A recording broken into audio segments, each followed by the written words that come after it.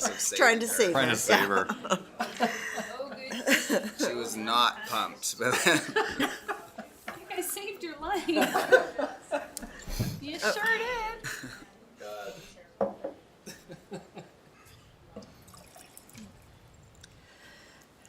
So is Keith remoting in for this as well? Yeah, I believe Keith is coming in remote for this. He's here probably somewhere. I'm here. Keith, can you hear us? Chris, did you see the games today? I watched before work. I watched a little bit of Keith, can you hear us? Spain. I can. Can you I got halfway talk through though it so and I can make sure I who hear won? you? Penalties. I am talking. Morocco and penalties. No. Yeah. Did you say Morocco beat Spain? Wow, in What? penalties. Keith, can you?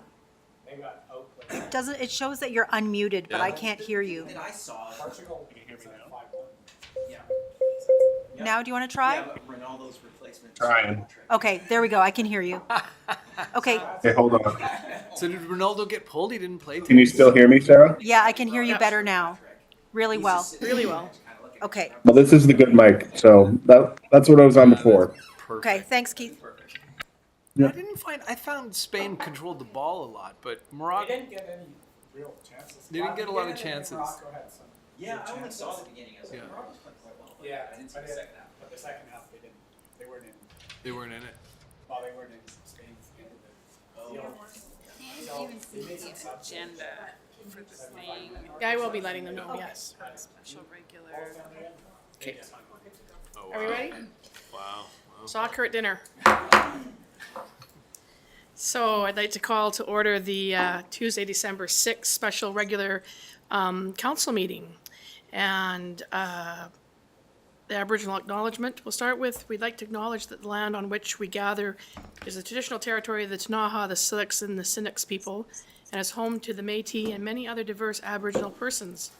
We honor their connection to the land and rivers and respect the importance of the environment to our strength as a community. This time I also want to acknowledge that we are flying the flags at half-mast outside of City Hall today in acknowledgement of the massacre at the École Polytechnique 33 years ago. This was an anti-feminist shooting that killed 14 women and injured another 10. So we should reflect on that today as part of our proceedings. At this point, I'd like to have an adoption of the agenda. Moved by Councillor Woodward, seconded by Councillor Payne. All those in favor? That's carried. And I just need to let everybody know that Councillor Page is with us remotely. He's made the decision that he's not feeling well, and to protect the rest of us in council chambers tonight, he is coming in remotely. So he is here. We can't see him because for some reason we can't get his visual, but he can say audio. So are you here, Councillor Page? Present. Thank you. Okay, moving on to item number 4, adoption of the minutes of previous meetings. We can pass A through E together unless someone sees something that they needed was an error. I'll move. That's been moved by Councillor Woodward. Seconder. Councillor Second. Page. All those in favor? That's been moved and carried. Thank you. And so tonight, we're going to have a presentation from the library on the library budget. Each year, the Nelson Public Library presents to council about its operations and budget. City's chief librarian, Tracy Thurin, is here, along with Library Board Chair Annie Holtby, to present the Nelson Public Library budget. So if you want to start making your way forward to the hot seat, one red, one black. The Nelson Public Library is a widely used community resource for information, learning, innovation, and public events. The library and its mandate is directly connected to the city's path to the 2040 sustainability strategy, particularly with the strategic principles of healthy neighborhoods and focused area of healthy living and social well-being. Over to you. Thanks. I don't think it's connected to the. Oh, It Sarah was. will. Oh, okay. Sarah will work the magic. Awesome. Oh, and Sarah. we have Keith Page on video now. Excellent. Yeah, Keith, we saw the yawn. Yeah, we saw the yawn. Just thought we'd give you a heads up there. That's hilarious. Yeah, that's great. Okay, I think we've got it now. Yeah, well, it's great to be here before you, and congratulations to all you newly elected councillors and those returning. It's great to see new and familiar faces around the table. We would like to start by really acknowledging and thanking your support over the years. We really, your financial support and other resourceful supports really allows the library to be as successful as it is. So tonight we're going to be presenting on our organizational structure, guiding documents, and the new strategic framework, some accomplishments, looking ahead, and of course the 2023 proposed budget that was approved by our board on the November 15th board meeting. And this may also serve as a bit of an orientation for new councillors too. So I'm starting off here with the organizational chart. So it really gives you an overview of the makeup of the library. And so we'll start at the top here with City Council. And as per the Provincial Library Act, City Council and RDCK Board appoint our library trustees. The board is made up of 11 trustees, 8 of which come from the City of Nelson, 1 from Area F, which Annie is our Area F representative, another from Area H, and then of course we have our City Council liaison. And also actually we do have an Area E non-voting member, and that was happened about 3 years ago now, I think, or Yeah, 2 2 years ago. And the idea behind that was just really to have an Area E champion on the board for us to get a better understanding of the needs of Area E residents and for them to have a voice.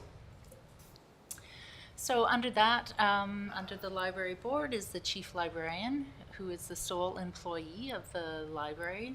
And their role, my role, is to oversee the operations of the library. And I also act as the secretary to the board.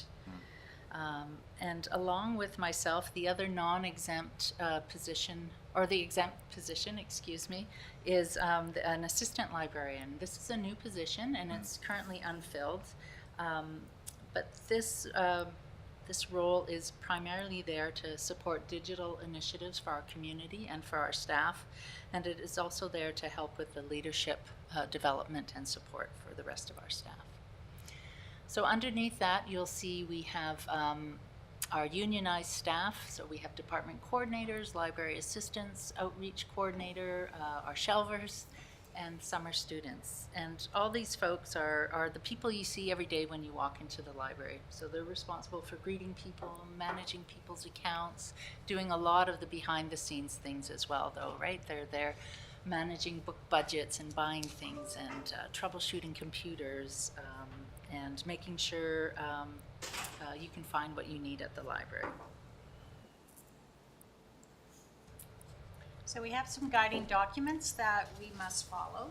The first being the Library Act, which outlines BC's municipality's role in appointing a council rep and trustees. And the Act outlines the board's governance structure, duties of our chief librarian, and ensures free public library services in our communities. The Public Libraries Branch is now under or within the Ministry of Municipal Affairs.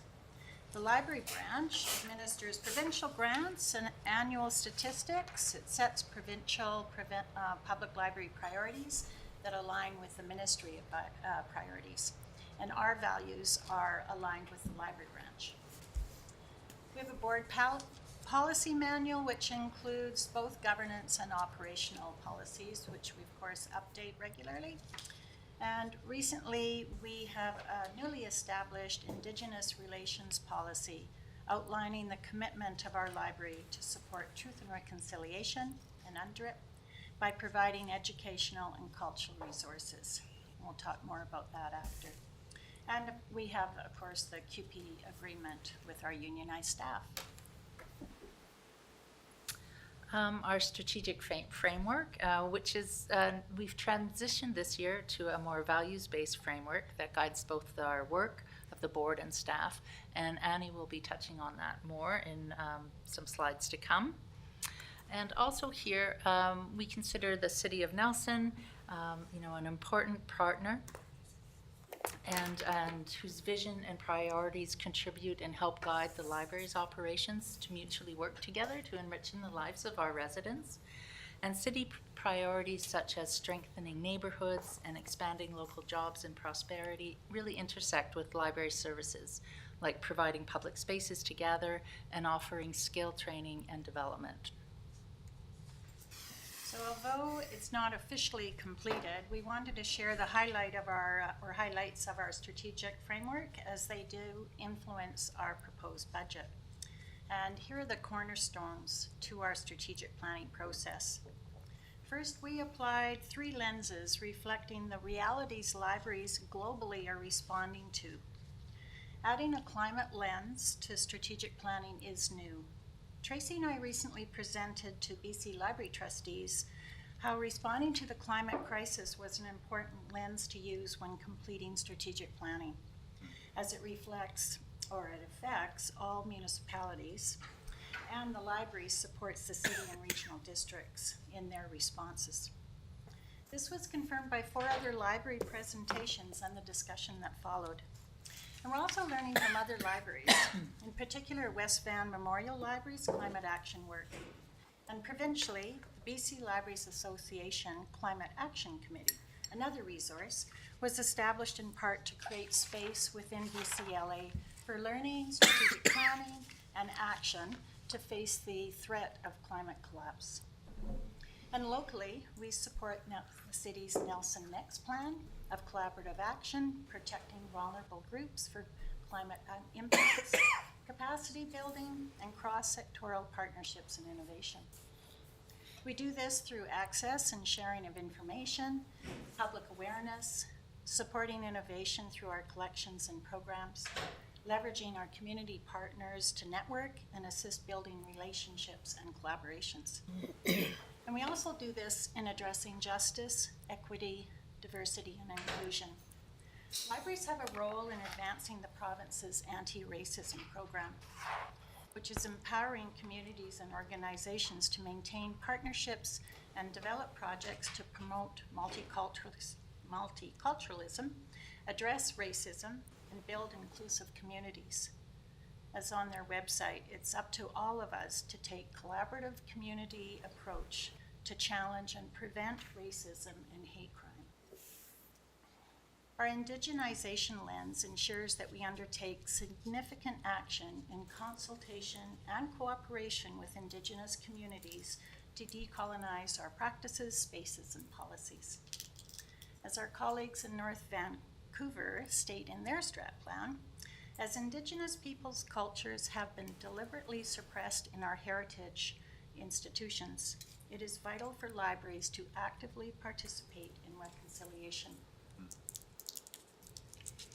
So a shift to value-based strategic framework gives us the flexibility needed to respond and pivot to community needs, including to responding to health and climate emergencies, yet we've just been experiencing, and yet stay true to our values. And this framework will be the foundation on which to develop our budget, work plans, and measure our impact annually. And community engagement was the third cornerstone of this planning process, and Tracy's going to detail that in more detail. So yeah, we sought community input on library values and services, and we had an awesome response with over 450 people responding to our surveys. And we also held focus groups with service providers and cultural and economic organizations, and we held conversations with Indigenous members. So the community recognizes that we've outgrown our current physical space, and indicate that also residents want a larger library to accommodate community gatherings, events, training, and the library's growing collection. And no surprise, they indicated they wanted more of everything we offer. More books, more programs, more online services, increased hours. So, and this is really similar to the results from a previous community survey in 2016. And the challenge is how to resource appropriately to meet the community expectations and future trends. And so our community feedback also informed our values. Values are the fundamental beliefs that govern our lives and our organizations. They guide our decisions, influencing how we treat each other and how we interact with the world. Our renewed values for the library include being committed to universal and equitable access and to removing barriers for anyone who wants to easily access the library. We embrace and advocate for diversity, equity, inclusion, and reconciliation, decolonization. We provide excellent customer service and innovate together to find solutions. We build relationships with community to work together for mutual benefit. Our operations and practices are grounded in environmental, social, cultural, and economic sustainability and in caring for our home. So these values will ground us in our ongoing evaluation of the impact of our work in our community. Tracy's going to go into some of those. So these numbers here tell a good story of how the library is being used. And for some time now, the way people are using libraries has been evolving. So no longer is it only a place for transactions, where people come to borrow a book, but more interactional activities, where an interaction takes place, right? Where you're there to meet somebody, you're learning something, you're sharing ideas through a program or event. And people are staying longer and using it as a third space. Those spaces where people spend time between home, a first place, work, a second place. And so they're locations where we exchange ideas, we're entertained, we have a good time, and we build relationships. And our statistics here are reflecting this change. Additionally, we're seeing an increase in the usage, of course, in our digital collection, which are, our ebooks or e-audio or video streaming services, which is great. People are discovering the library through our online collections. But the challenge for libraries is balancing the demand with budget. Ebooks are often 3 to 5 more times more expensive for libraries than print materials. So these statistics here are from 2021. And we look to 2019, right, pre-COVID, as a real benchmark. And we're seeing our numbers return to 2019. In 2022, these last 9 months or 10 months, we've seen our monthly new library memberships are starting to outpace that of 2019. Visits remain lower than 2019, but in 2022, we've also noticed our daily visits are increasing monthly and gaining on those 2019 numbers. And our digital collection, our circulation, is outpacing 2019 by close to 30%. And I've added some comparisons for different libraries across the province. The Seashelt, Squamish, and Powell River are, we use them as quite regularly as comparisons because they serve the same size of population as we do. And then I just added Castlegar and Cranbrook in for a Kootenay comparison. And as you can see, we're busy, and we have we circulate more than some of these libraries. We have more members, and our visits are higher. And these, like I said, these are 2021 numbers, so some of those visits are very low for those libraries, but a lot of them weren't open or back to full capacity in 2021, so that's why that reflects that. So yes, libraries are certainly more than just books. The library makes up part of the city's social infrastructure, right? Those foundational services that support the quality of life of our city. The library is a key support for families, seniors, students, newcomers, small businesses, and our vulnerable communities. The library supports the development of community well-being and acting as that third space for residents. So here are just a few examples of how the library is contributing to community well-being. And so the library supports and facilitates community conversations, It's a place to shelter against extreme weather. It's a critical service to young families. It supports broader literacy for school-aged children and new Canadians. It provides elderly family members with low-cost place to meet and socialize. And I did bring a bit of show and tell here as well to share with you too. If you want to see some of this one is the Kootenay Teen News publication. And so it's teens across the Kootenays that contribute to this amazing piece of journalism that comes out every 2 months. And here are some more examples that transcend traditional library services and then help enrich lives through education and skill building. So supporting literacy remains a core library service. We continue to expand on how we do this, including through our Library of Things. So people can borrow items like radon detectors, GoPro cameras, ukuleles, games and puzzles, laptops, and thermal cameras. These types of items allow residents to try out new technology, learn something new. They also provide opportunities for collaboration, bringing people together to explore, create, and build solutions. With our services continually evolving and library staff welcoming and initiating change, we're in a good position to adapt to what the future may bring, as well as supporting our community members with those changes. With our renewed focus, we're really looking forward to putting our values into motion. One step toward reducing barriers is that I'm really pleased to announce that the board approved the removal of overdue fines effective January. And this will create a welcoming, accessible culture and reduce expenses. And more on the advantages of removing fines, we'll look at our proposed budget. We recognize that we need to engage with non-users in the community to learn what their needs are. It doesn't mean that they don't value libraries. Some of the largest donors to libraries are non-users. So we'd like to focus our fund development on donations from patrons and non-users alike, building our legacy fund with the Osprey Foundation. And this ties in with advocacy and relationship building.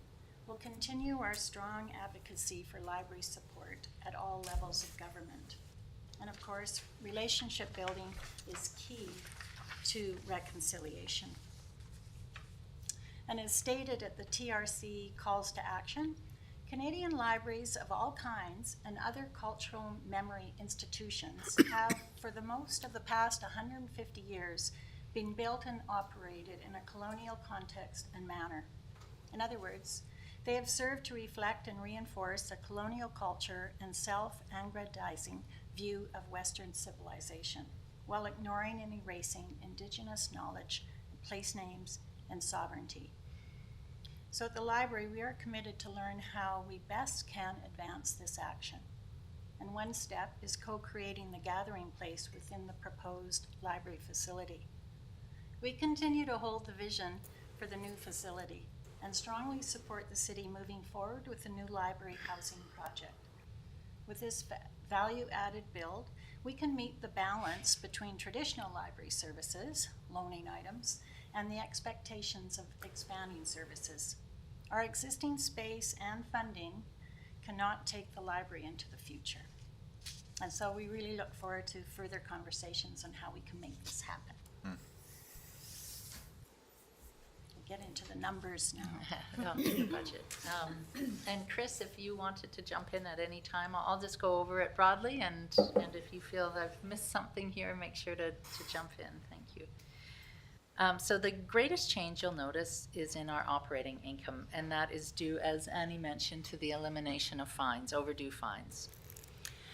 So fine revenue has been decreasing steadily, 73% between 2012 and 2021, or from 30,000 to 8,000. And there are a number of reasons for this, including automation. So items are now renewed automatically, and we send email reminders when your item is coming due, and also the increase in loaning of digital materials, ebooks, that are returned automatically. And we're not alone. 83% of Kootenay libraries and 57% of British Columbia libraries are now fine-free. Cost analysis indicate that over half of revenue of fines is absorbed by staff time by administrating those fines. And research shows that overdue fines are not an effective means to encourage people to return books. Overdue fines impact low-income families, seniors, and other vulnerable populations the most by creating a barrier for them to access the library. And thinking about this on a more local level, this has a greater impact on our community, as the latest StatsCan numbers tell us that Nelson has a higher than provincial and national levels of low-income individuals. And the revenue section here also includes an increase in donations. And working with the Fund Development Committee and the Friends of the Library, we'll be making a concentrated effort to do so, to bring in more donations. And libraries that have eliminated fines have seen an increase in donations, and we would expect that to be the same here. The operating grant line there represents primarily funding from the province, and as many of you know, that funding has remained stagnant since 2009. Moving over to the expenses, one of the largest increases is in wages, mainly from those inflationary collective agreement increases, and then the remaining expenses reflect an approximate 2% increase in total. You know, wages make up a really large chunk of our budget, approximately 72%, which is pretty close to the standard across the province, though that percentage is growing, and it's due to funding not keeping up with those yearly increases. So in order to balance the budget, decreases need to be made in other areas. And as an example, the budget for our collections and equipment and furnishings are less than they were in 2018. And the budget for programs and services is less than it was in 2016. So the increase requested from the city primarily equals the wage increase from the inflationary collective agreement, and the city's share of the fines revenue no longer being collected.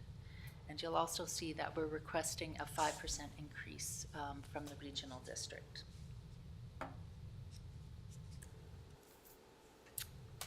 This is comparisons from other libraries. So like the earlier comparison, these numbers provide a broader lens, giving us an idea where the Nelson Library sits amongst comparable libraries in the province. So Powell River, Squamish, Sechelt serve similar sized populations, and again, Castlegar and Cranbrook just give us that local comparison, because their populations are much different. So the ones on the coast, Sechelt, Squamish, Powell River, and Nelson, we all serve a service population of about 19,600. And so that includes for us area H and F. And so these previous comparisons highlighted that our library is busier with more members, more people visiting the library, and higher rates of circulation. And these numbers here reflect that we're doing this with less staff and a smaller purchasing budget. And our local government funding, represented here, is made up of municipal and regional district funds. And our percentage of regional district funding per capita is lower than all these libraries.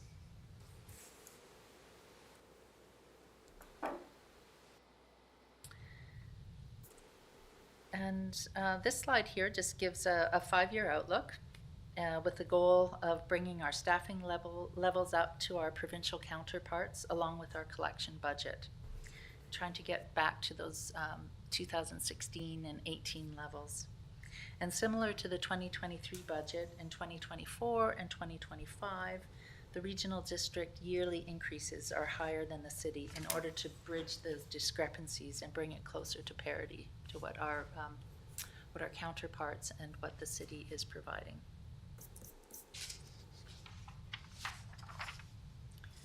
Just to wrap up, again, we thank you for your ongoing support. We're going to launch our new strategic framework in the new year, so look for an invite to learn more in a more social setting. And we know we've got lots of work to do to address climate crisis, anti-racism, and reconciliation. And we do look forward to working together with our aligned values and goals to continue to provide an accessible resource for Nelson's residents and our visitors alike. We all serve the community through the provision of programs and services that support their long-term well-being. And the last word is from our patrons. Will we take any questions or discussion? Council, any questions? Councillor Lockenberg, followed by Councillor Woodward. Tracy, Annie, Yeah. thank you for that. Well, it's a pleasure to see you. Can you give me some sense of how the LinkedIn courses are being utilized? Because it seems to me a really great resource, and I'm curious if the community is taking advantage. They certainly are taking advantage. And actually, we're having businesses, small businesses, phone up and registering all their employees Oh, okay. so they can have access to it. And some of those folks live outside of our service area, but the small business is paying for a library membership. Yeah, you know, it could be used better. Like we could have more usage. At first, we saw a great intake, and then it's petered off. And I'm not sure if it's people just being sick of learning online, or tired of going online to learn. But and right now, we're lucky that that database is paid for by the province, and it's been, they will do that for probably another 2 to 3 years, and that was done through a COVID relief funding for public libraries in the province. Okay. And Yeah. so are you reaching out maybe to the schools, to Selkirk to take advantage of that? Yeah, for You are, sure. yeah. And the city too, here, right? Yeah, The okay. HR department as well is aware of it, and Okay. yeah. Okay, great. But yeah, good idea. Yeah, we can always, that's what we found out in our strategic planning and the community surveys, that people don't know about all our services. So that, that means that we need to engage more. And Well, and I would, on that, having experienced lynda.com when it was yeah, before LinkedIn years ago, it's really a useful tool, but you don't realize that until you experience it. So Right. I don't know, maybe having some sort of like public demonstration of it, or just get people in to experience it at least once. Because I think once you experience it, you realize the potential of that tool. yeah. And I can think of for maybe Trafalgar in particular, as the kids start to get into the Right. digital tools like Photoshop and Illustrator and stuff like that. It's the best way to learn Photoshop, Illustrator, Premiere that I know of. So On your own at home, on your own at home, yeah. Photoshop. Yeah, and it is a way we promote our tech hub as well, and all the equipment in there that, we have this recording equipment and editing equipment, and it's all supported through LinkedIn as well, LinkedIn Learning. So we have a curated list of, courses that are going to help people move them through using Right. this equipment. Yeah, great. Yeah, thanks. Good question. Councillor Woodward. Thank you. Through the chair. I'm just curious about this kind of transformation, I guess, of the library. I sort of use it as it's like a community center in a way, and you meet people there.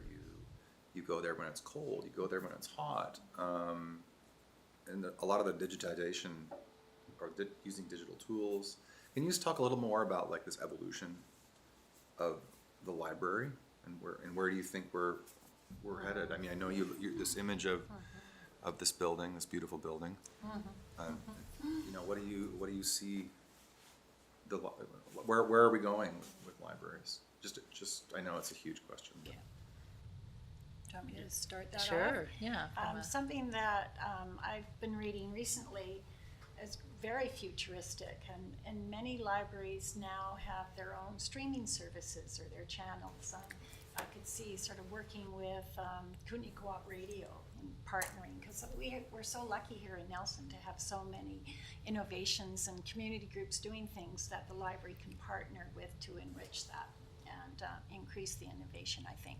So anything from, it's kind of like the world's wide open, definitely technology, huge drive for bringing that into everybody's daily life by, like, remotely at home, like Rick was referring to, or coming to the library. Yeah. The streaming service, I thought, oh, that's interesting. That's something new. Music, music workshops, the Library of Things, expanding that, Library of Tools. So we already have ukuleles, but there's other instruments that can be loaned too, depending on what the community is looking for. Yeah, yeah. Children's learning is another area, the expansion of the arts and crafts. It's not just coming for story hour, but it's actually coming and doing some constructive play with the children's librarian. Add to that? What your research has shown? Right. Gosh, big question, Jesse, but no, it's exciting, right? And to add to what Annie's talking about, really libraries aren't just not any longer about consuming, right? Consuming that information. It is about creating as well, and providing space to do that, right? With technology, with recording, editing, digitizing, but also low-tech stuff too, and people sharing their skills of how to do that. And oh gosh, there was in the newspaper, you must have all seen it, an interview with a man who lives here now that worked with Twitter. I don't know if you read that article, and he was talking about libraries and it being a place to act as like a community server, right? Like that, just because it's non-commercial, it's a public space, people are looking, for alternatives. They're turning away from maybe corporate things and looking at building something themselves. And the library, just as our reputation of being free, public, trusted, respected space, where neutral as we can be, and and information. And I know Councillor Page, when he took part of our strategic planning session, I think he always brings a lens of it as bringing people together, like with different viewpoints, and and how we talk about universal equitable access, and that means promoting freedom of expression too, right? So the library holds a space for that as well. And just as a supplemental, Sure. As a parent of a young child, I just have to say, like, during this last decade of parenting, like, the library has been such a key part in our family, and I'm sure many families of places that he can go, that we can meet, that there's serve so many services, and so I just think that's such a vital part of what you offer, is helping families, just live and operate, and it's a free space, Right. which is right. very rare. Yeah. So Don't it's have kind to of buy anything. it's no barrier. So I think Yeah. that's a just Yeah. a vital piece as you move forward. Is it's really wrapping around families and helping them move forward. Yeah, I certainly, when I travel now, I look at libraries differently. It's not just stopping by to use the Wi-Fi, but to observe what are they doing in their space. And there's that community hub that you can really Yes. get, and some they have, the cafe that's attached to it. Put that plug in for Keith, because he's always, grabbing a coffee and going and sitting and reading with your kids, or looking at a video, or participating in the program. It definitely is the community hub. Thank you. Thank you. Councillor Tate. Thanks very much. I'm so pleased with the work that you guys do, and I think that I'm new, right? But on the campaign trail, we heard a lot about mental health in our community and what can we do at a local level to contribute to community wellness. And I think that the library is, with the work that you do, with the connections and awareness and the accessibility, I think that is a place where, as a municipal government, we can contribute to the health and well-being of our community. And I just want to say thank you. Thank you. You do that. Amazing staff. Councillor Payne. I just want to draw attention to one thing in the budget. I do participate in lots of programs at the library. I have learned so many things. I have met other amazing people that have gone on the growth journey with me, and I could never have made it through my daughter's homeschooling education with such richness without the support of the library. So when I see the programs at the library, even though it's a small decrease, I see that as a trend that just feels disconcerting.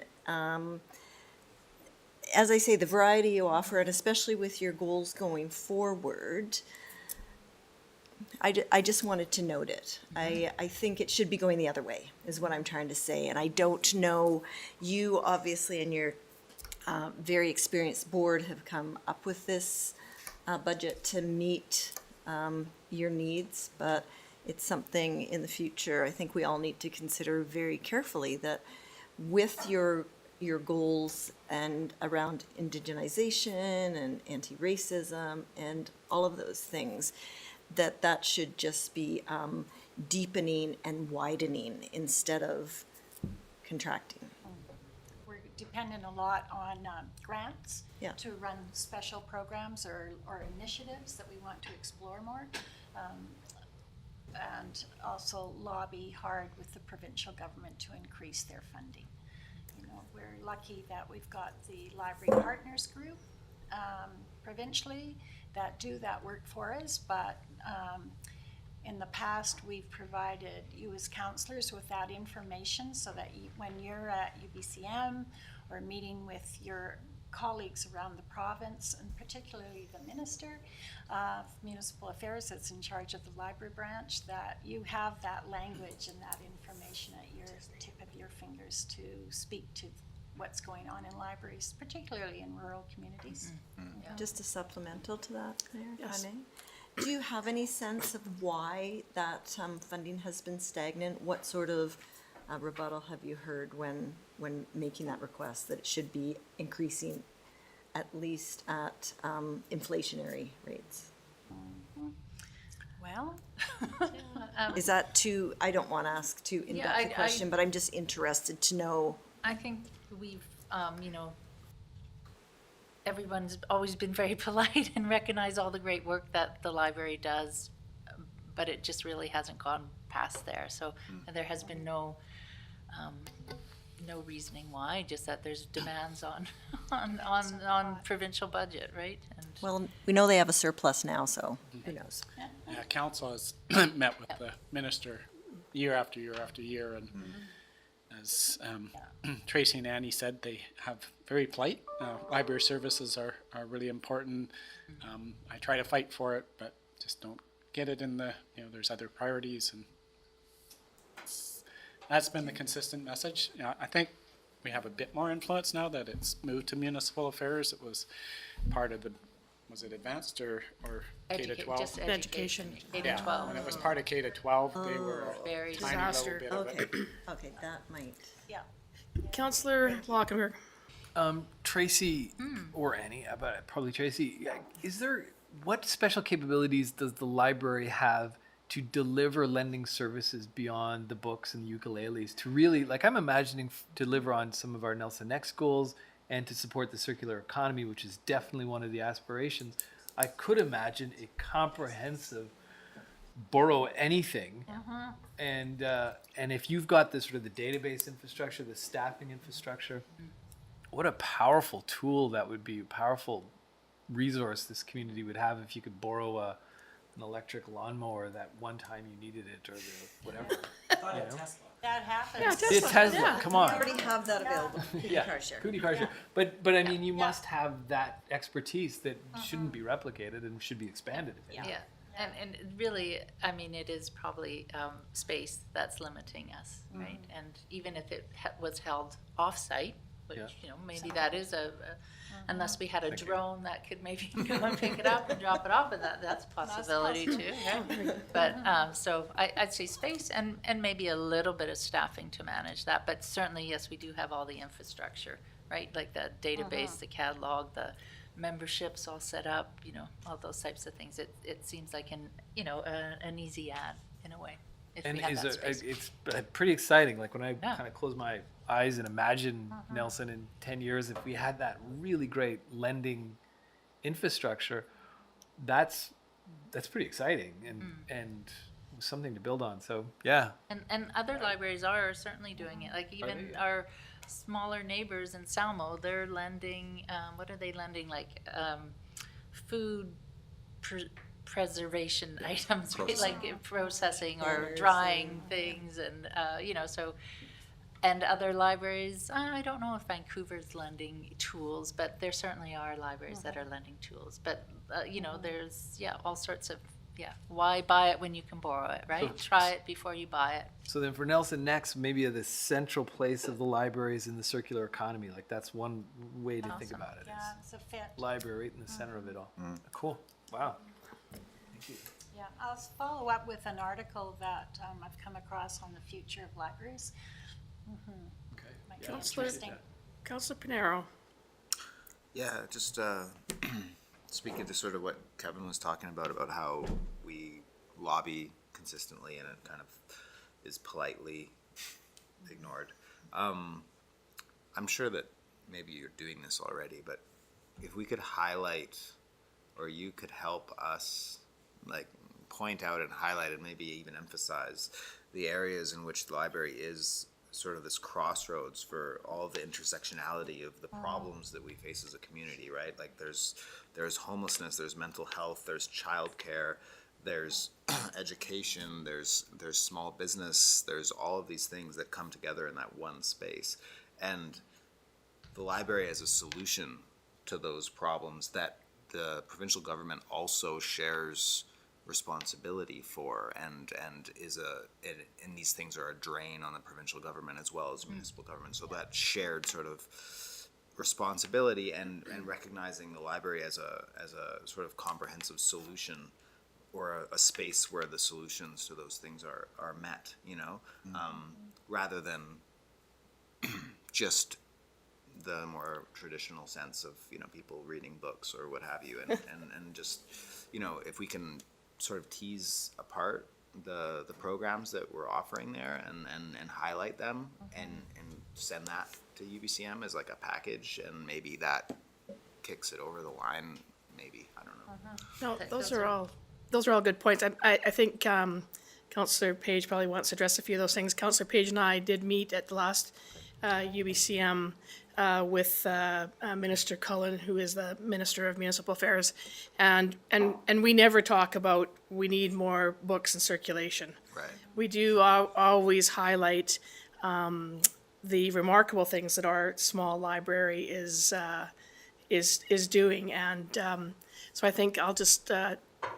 I know that Councillor Page has had his hand up there, so he probably wants to address some of those issues. But we have taken that, we're doing something a lot different. And the fact that here too is that we use it as a cooling center in the summer when there's a heat wave. I mean, we do a number of public outreach things that help all levels. I mean, that's the whole thing. It's a public building. And so there isn't a cost to admission. So any member of our community can access the library. Councillor Page. Thanks, Mayor.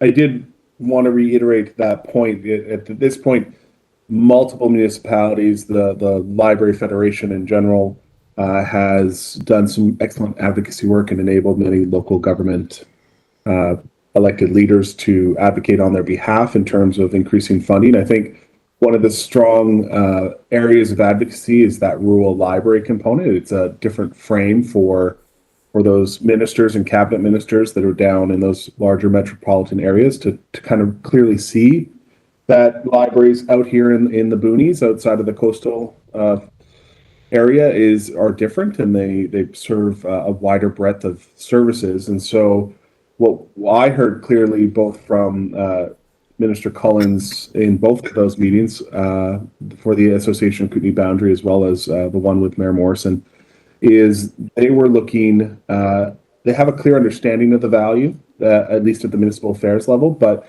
it's that advocacy within the cabinet when treasury decisions are being made, when the larger budgetary considerations are being made. And what they were looking for is more storytelling coming from the rural area to highlight and advocate for and promote those other uses, those other ways that we leverage our libraries as community gathering spaces. We're looking into that on the Association of Kootenay Boundary level and seeing how we can communicate that more effectively. But it essentially comes down to kind of going past UBCM, at least for this cycle, and working with our ministers to help them understand the vital role that libraries play when it comes to a small community of 10,000, serving a larger catchment of nearly 30,000, because it is not the same as what you might see in a downtown Vancouver or a downtown Surrey or a downtown Langley. It's a different service, and it's wider breadth, and it's more critical for us. There's that role of building a healthy community, isn't it? Mayor Morrison? Long-term planning. Just, so the hole in our budget has been here for a while, and it's residents like me in Area E that aren't contributing to library services. So, and I know there was the alternative approval process that was out there, and which was unfortunately wasn't successful. And I know there's a new area director in E, and just wondering what the strategy is, because that's the difference in our funding levels versus the Squamishes and the Powell Rivers. All those libraries are funded on a regional basis with equal funding from from the regional partners. Even in our model, even areas F and H are not funding at the same level as a city taxpayer. They're funding quite a bit less. So so we don't have E funding. We have F and H, which is it's great that they are funding, but they're still funding to a significantly less level than a city resident. And just wondering have you met with a new area director? What's the strategy? It failed at AP, but it can go to referendum.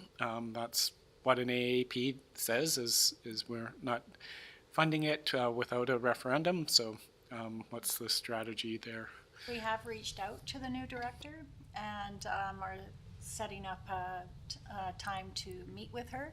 And she responded to our invite with a number of questions that we look forward to responding with her and start to build that relationship so that she understands what previous directors have done to support library usage within Area E, to support the learning for school-age children. Yeah, so that's just beginning. Yeah, and yes, definitely there's after that conversation, I think the main goal is to start to build that relationship and increase the new director's understanding and the value of the library for the citizens in Area E. Go from there. Does that answer your question? Yeah? Yeah, that answers the question. Doesn't solve it. Doesn't solve the problem, yeah. And I think one of the questions to her is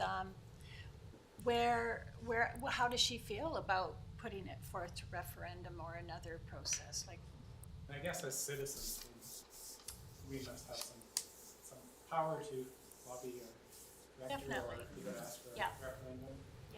yeah, there are processes in place for the residents to take. So seeing no more questions, I have one question, then I'll just wind things up, and that is, does the library have charitable status? Does a person get a tax receipt if they make a donation to the, okay. Yeah. Perfect, that's the time of the year for everybody out there that Yeah. wants to look at a great place to make a donation. There is one. And I just wanted to, thank you very much for your presentation this evening, and just for the listening audience. That's sort of weird. I kind of feel like that's some kind of cliche. For the listening audience, I just want to let them know that, so Jesse Pinero is going to be your representative from the city of Nelson for the next year. And Keith Page is staying on as the alternate, but I think that I just like to, put something else on his plate, because he doesn't have enough to do. But I know that he's a great advocate of the library. He thoroughly enjoyed his time. I think he spent the whole 4 years, didn't he? Yep. Yeah, he was the whole 4 years the counselor in the last 4 years on the library board. I know that he and I have spoken about the failure of the alternate approval process in Area E. And I know that he will be working now at the regional district table as one of your allies in, you know, should I be so brave as to say, trying to get the regional district board, because it is a board decision, to consider looking at the what is the R word? The referendum, thank you. I was gonna say the resolution, you know, like we do all these resolutions and then I kind of like, what's the resolution? Yeah. The referendum. So you've still got a great ally there in your previous board representative. So I think that fingers crossed, we might see hopefully some changes in that funding, perhaps still coming, you know, maybe within the next year or so, which would be really, really wonderful to get that regional district funding up a bit more. So I see Councillor Payne has a comment. I just have one quick thing. If you are interested in financially supporting the library, the Friends of the Library book sale is on Friday and Saturday. So please head on down and see. They've got some really amazing things. I don't know if I'm allowed to promote on Sure, yeah, you at the can, council yeah. table, but since we're talking about the library and the budget and how we can all contribute, it's a pretty straightforward way to benefit. It's right before Christmas. There could be a few people on your list. Just saying. That's great. Once again, thank you very much for joining us this evening. Thank you. And another plug for fundraising, we're selling teas. Oh, you guys are the tea this year. Okay. Novelty. Thanks Made for- in Nelson, the virtual tea. Yes. It's a Tulsa Tale and a novel chai tea. Nice. Put up. Pardon? Kevin's got his money right here. He's gonna come down and meet you on the way out the door. I don't know how much they are, Kevin. I think they're $50 each. That's good. It's a different rate for people in Area E. Yeah, I was gonna say. Thanks again. You're welcome. Okay, you. so I'm just gonna continue on here and Justin, it's time to say goodbye until 7, so, oh, and could we just, have a motion to receive the budget presentation, moved by Councillor Tate, seconded by Councillor Pinero, all those in favor? That's moved and carried. And we're on to item number 6, resolution to close the meeting to the public. Resolution required that it is in the opinion of council that the public interest requires that persons other than members of council and staff and any approved audiences be excluded from this meeting at the special closed meeting of council continue under section 90, 1 A, B, C, E, and G of the community charter to deal with matters related to the following: consideration of an individual for a position appointed by the municipality, consideration of an individual for municipal award or honor, labor relations, litigated matters, and disposal of land or improvements. Could I have a motion? Moved by Councillor Woodward, seconded by Councillor Payne. All in favor? Okay, we'll just give everybody a minute to leave, Clear the and we will building. move into the in-camera session. Probably the last one I